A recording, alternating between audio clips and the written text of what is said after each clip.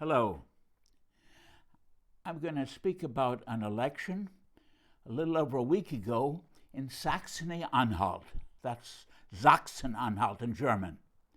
The media prediction, a neck-and-neck race, was cockeyed. But outside Saxony-Anhalt, who really did give a damn about it? Well, some did. This region, or this state, is sandwiched along the Elbe River between genuine Saxony to the southeast, with Dresden and Leipzig, and Lower Saxony to the west, which has Volkswagen. And what has Saxony-Anhalt got? Tons of history. Bach spent his happiest years in Little Kärnten here, whose music-loving ruler prince played in his ensemble. But Bach left the Anhalt town and moved on to Leipzig. George Friedrich Handel was born and raised in Halle, also in Anhalt, but he too moved on to Hamburg, Rome, and London. You may know the Messiah, he wrote there. Martin Luther was more faithful. He nailed his 95 Theses on a church door in Wittenberg, which is in Anhalt, and was both born and he died also in the region. The state capital, Magdeburg, also claims a little bit of fame as a birthplace of Friedrich Wilhelm Gerhard Augustin von Steuben, known as Baron Steuben, or Steuben, a fantastic phony. He was a lowly captain when he was kicked out of the Prussian army, possibly for being gay. He was broke. His title of Baron and the noble von were invented. His fancy general's uniform was a creation of Benjamin Franklin's Paris tailor. But it all worked.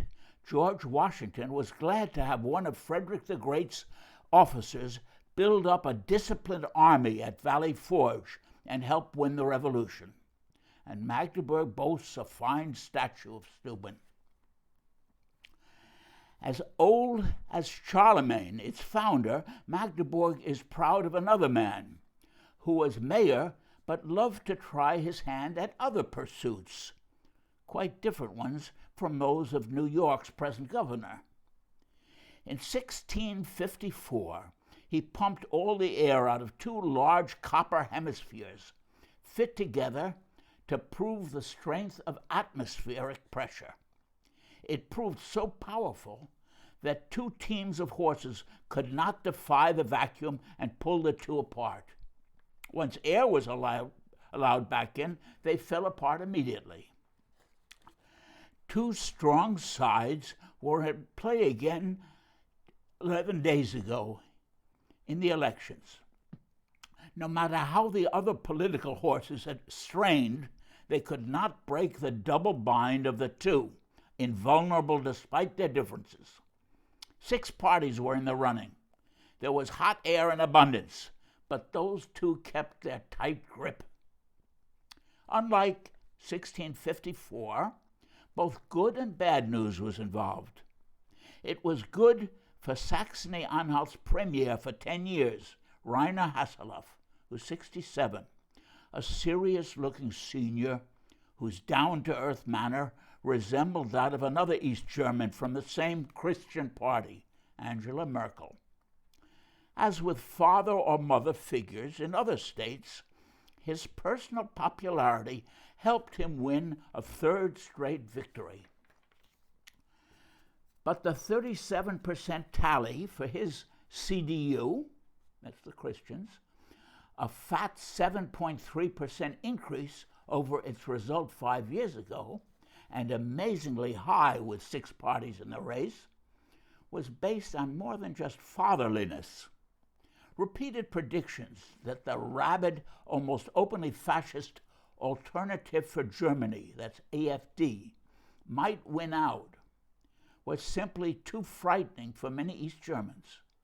And though Haseloff is as conservative as other Christian Democrats, he has steadfastly rejected all attempts, inside his party to cuddle up to AFD leaders and consider an agreement or a coalition with them.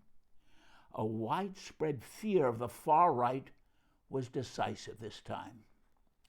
This victory, even in a lesser East German state, was what you might call, if it were not for COVID sensibilities about tender spots, a shot in the arm for the Christian CDU, which had grown shaky on the national level. The sigh of relief from Armin Laschet, its less than charismatic chancellor candidate for September 26th, was almost visible. We won, hurrah for Saxony-Anhalt. And the other good news? The AFD, that fascist bunch, came in 16 points behind the CDU and 3.5 lower than its result 5 years ago. Despite its boasting predictions and the media warnings, there was no neck-and-neck dash against Haseloff and no cuddly necking with right-wingers in Haseloff's party. Not now, anyway. But that's where the good news sours into bad news. True, the AFD lost ground with its 20.9%. In national polls, it is just half that. It has nothing like the support in the USA for an increasingly extremist GOP, Republican Party, nor does the AFD possess such a fiercely unifying Führer figure as in the USA. But it remains alarming enough. In much of East Germany, it is in second place, as in Saxony-Anhalt. Many pundits blame old folks, their thinking still twisted by GDR totalitarianism. This is nonsense. The far right is not strongest with them or the old-timers, but with disoriented, often hopeless young males who experienced the GDR, East Germany, only as babies and toddlers, if at all. Just add them up, however. The AFD, whose domestic policy hardly conceals its fascist ideas, plus Haseloff's winning CDU, always on the right of the spectrum, plus the Free Democrats, bare-faced pro-capitalist party, as they are, who won enough votes, 6.4%, to return to the legislature in Saxony-Anhalt. The sum of those three, 64.3, means that nearly 2/3 voted right-handed. Is that an omen for the September 26th elections? The three horses pulling against them have proved very lame indeed. The Social Democrats claim to be defenders of working people and world peace, were hobbled long ago when they became junior partners of their traditional CDU rivals, both in Saxony-Anhalt and on the national level. They paid dearly for this, getting a pitiful 8.3% on Sunday, so low it caused tears, almost sobs, during post-election TV interviews with their candidates. The Greens, hoping to break through in the East at last, got 6.1, a tiny 0.7% increase over 2017, and many sad faces as a result. But faring worst of all was the Linke, the left. Once proud in the saddle, with hopes of victory in a state with long working-class traditions, they lost over 5% of their supporters in 5 years and dropped to 11.2%. The fact that most of these they lost switched to the Christians just to keep the fascists out was not really a consolation. Those voters were lost. The Linke election slogan, simply "Better Die Linke," had been no great inspiration. Can these three parties do any better on the national level? where the Social Democrats are down to 15%, pitiful enough for a party whose leader, Willy Brandt, once ruled the roost.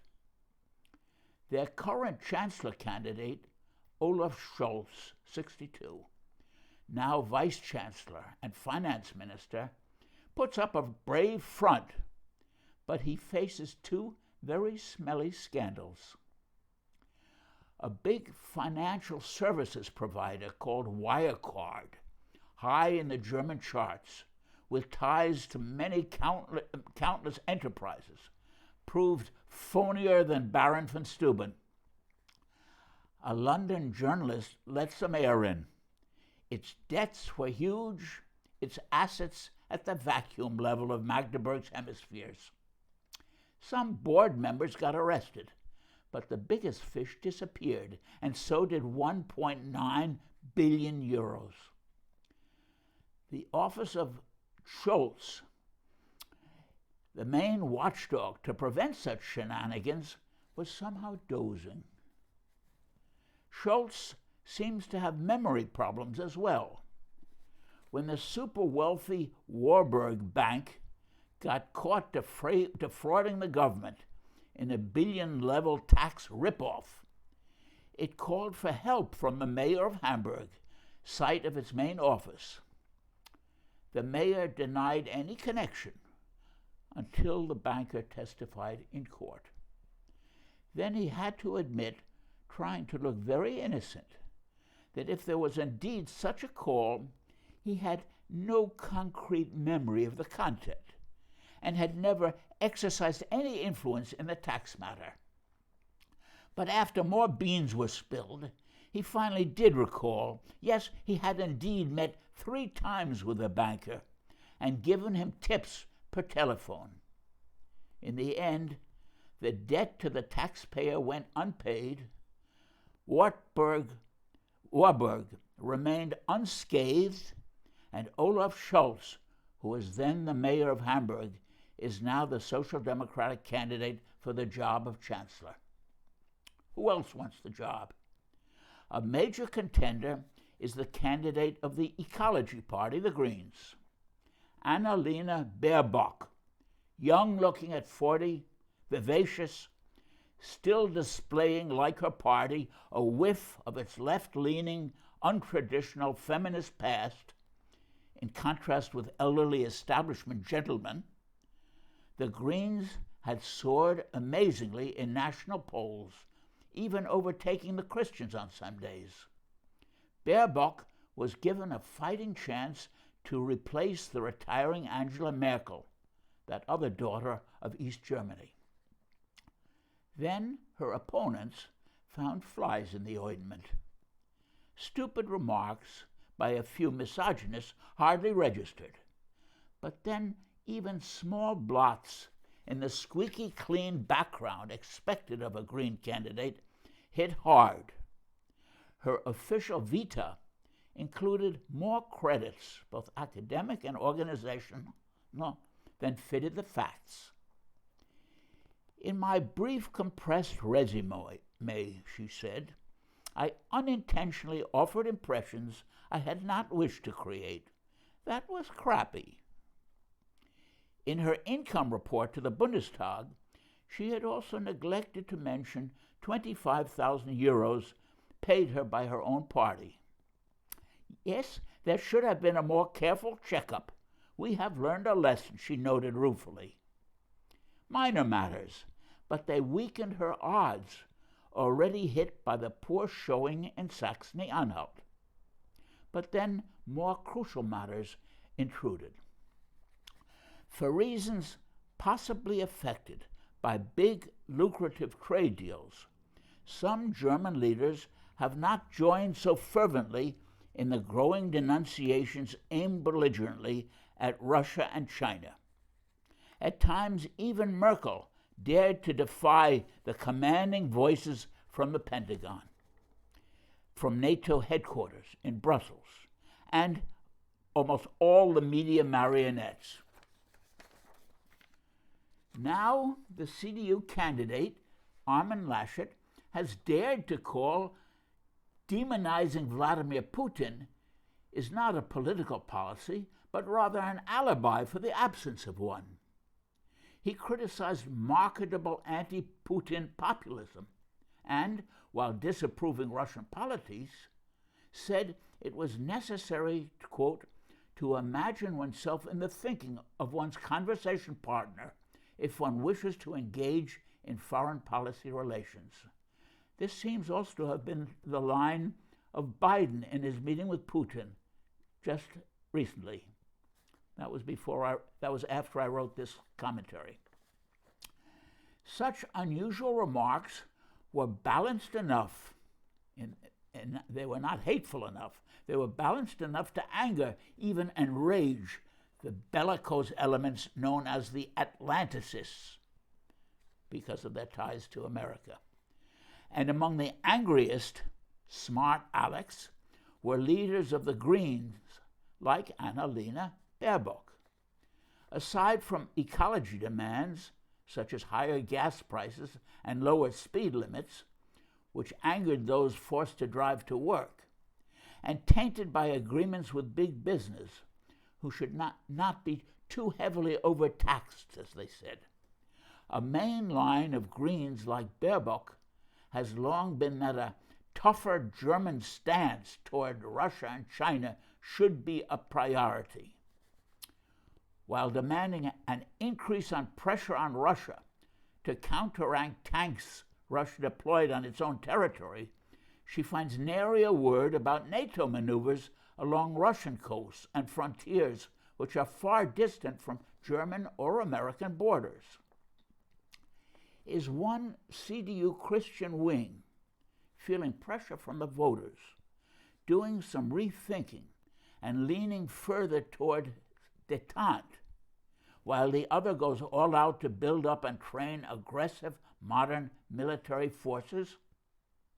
This question also goes to the SPD, the Social Democrats, with some realistic voices now audible.